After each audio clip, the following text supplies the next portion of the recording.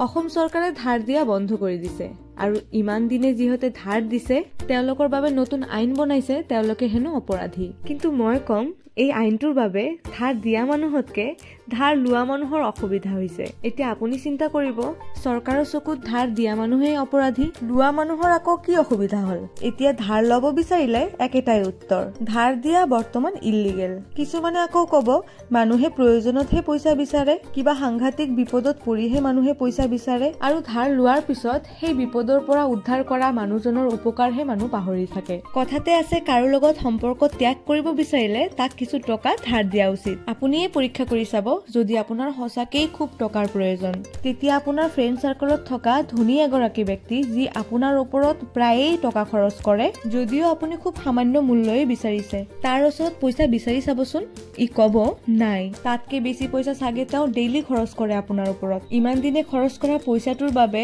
আপোনালোকৰ বন্ধুত্ব গভীৰ হৈছে কিন্তু আজি যিখিনি পইচা আপোনাক ধাৰে দিব সেইখিনিৰ বাবে আপোনালোকৰ বন্ধুত্ব বেয়া হ'ব পাৰে সেই কাৰণে টকা থকা সত্ত্বেও তেওঁ আপোনাক ধাৰে নিদিব কাৰণ তেওঁ এজন স্মাৰ্ট মানুহ এতিয়া আপোনাৰ যদি পইচাৰ প্ৰয়োজন হয় মানুহৰতো পইচাৰ প্ৰয়োজন হয়েই তেন্তে আপুনি বিচাৰিব কাৰ পৰা আপোনাৰ নিচেই আপোন মানুহ